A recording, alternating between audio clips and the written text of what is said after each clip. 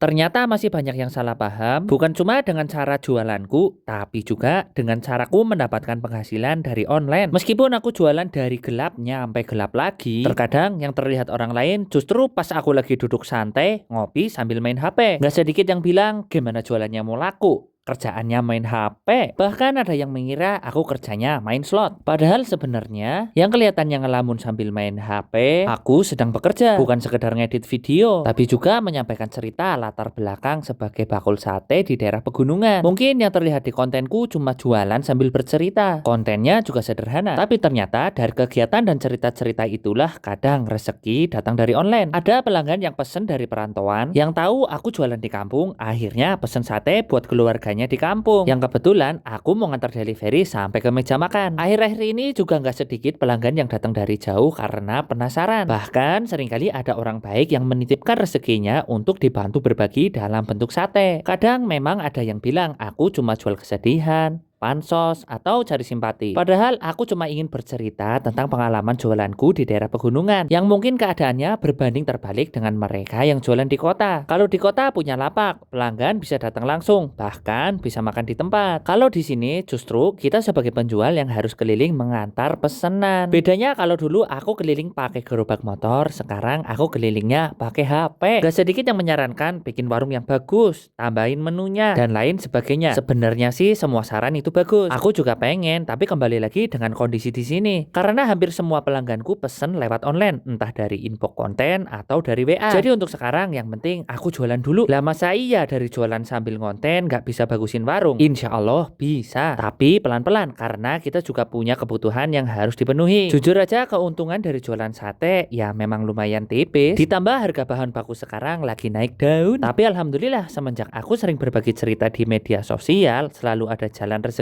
Seperti pagi ini dari subuh aku sudah bakar sate karena ada pesanan yang harus diantar sebelum jam 6 pagi. Satenya mau dibawa ke Bandung. Kebetulan dititipkan ke keluarganya yang sedang pulang kampung. Sepulang antar sate, aku juga dapat amanah dari seorang kakak baik yang borong sateku untuk dibagikan. Di sini aku cuma mau berbagi cerita, nggak ada open donasi, nggak ada ngemis simpati. Aku yakin setiap orang punya cara masing-masing untuk berjuang mencari rezeki. Kalau menurut teman-teman di zaman sekarang, HP itu masih cuma buat hiburan atau justru bisa jadi salah satu alat untuk mencari rezeki?